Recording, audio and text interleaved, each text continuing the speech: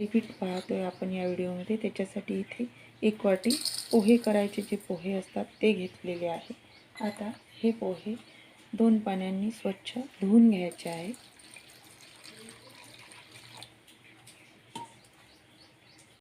अशा पद्धतीने धुवून घेतलेले आहे, छान चोळून धुवून घेतलेले आहे।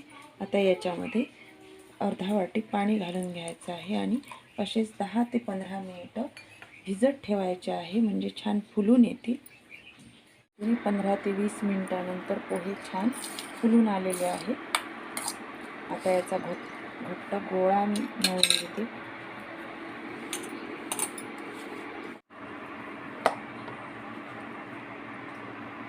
अशा पद्धतीने इथे असा घट्ट गोळा मी भिजवून घेतलेला आहे पोह्यांचा। आता याच्यामध्ये बाकीचं साहित्य घालायचं आहे।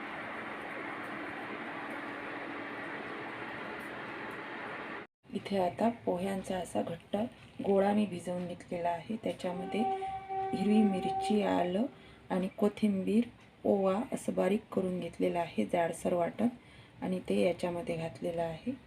नंतर 2 चमचे इथे बेसन पीठ घेतलेलं आहे, ते घालते। इथे अगदी छोट्या वाटी भरून मी कणिक घेतलेली आहे गव्हाची, ती घालते। 1 चमचा तीळ घेतलेले आहेत, ते घालते। अगदी थोडंसं पालक घेतलेलं आहे, ते याच्यामध्ये घालते।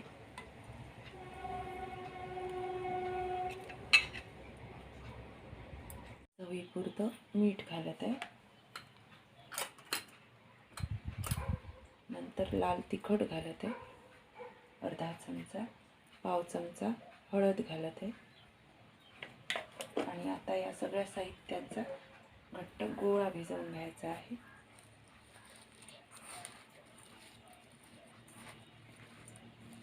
आता असा गोळा मी छान घट्ट भिजवून घेतलेला आहे।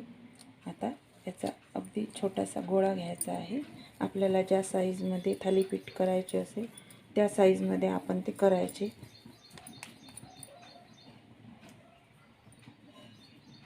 इथे आता मी केळीचं पान घेतलेलं आहे। पानावरती, कापडावरती, कशाही वरती आपण करू शकतो। खालच्या बाजूने थोडेसे तीळ घालून घेतलेले आहे मी, आणि आता पानावरती थापून घेते।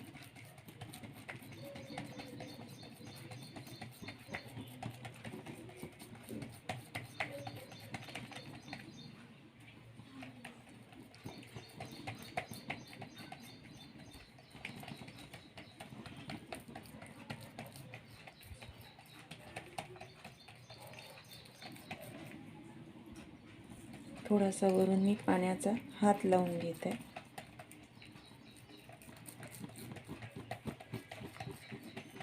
इथे आता पानावरती मी अशा पद्धतीने थालीपीठ छान थापून घेतलेला आहे।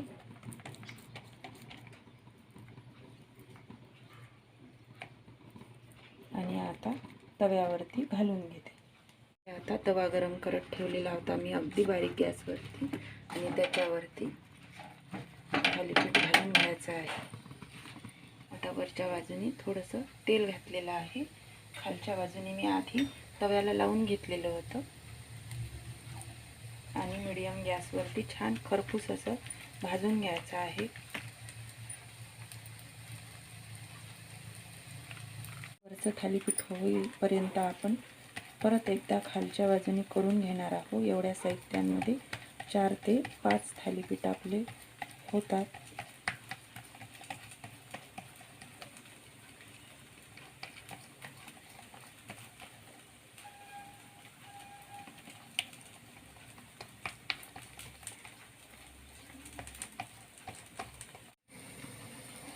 इथे आता आपण एक बाजू झालेली आहे, आणि झाकण ठेवून पण हे थालीपीठ आपण शिजवू शकतो।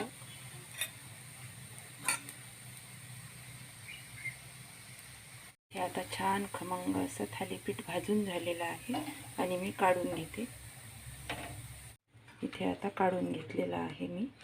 छान खरपूस असं खमंग थालीपीठ तयार झालेलं आहे खाण्यासाठी। आता दुसरं पण तव्यावरती मी घालून घेते। आता इथे दुसरं पण मी छान थालीपीठ असं घालून घेतलेलं आहे।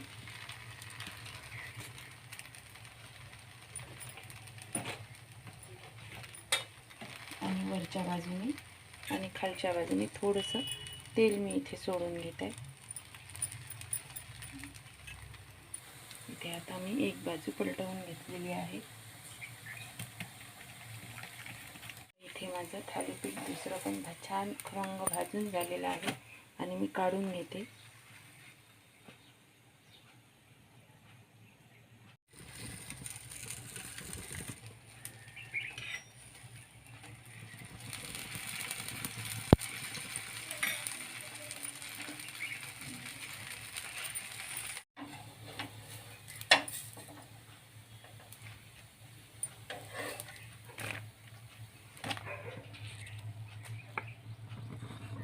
अशी छान खमंग खुसखुशीत आपली थालीपीठं तयार आहेत खाण्यासाठी. या पद्धतीने आपलं खमंग खुसखुशीत असं पोह्याचं थालीपीठ तयार झालेलं आहे आणि छान मऊ लुसलुशीत झालेलं आहे. तर करून पहा आणि व्हिडिओ पाहिल्याबद्दल सगळ्यांचे खूप धन्यवाद.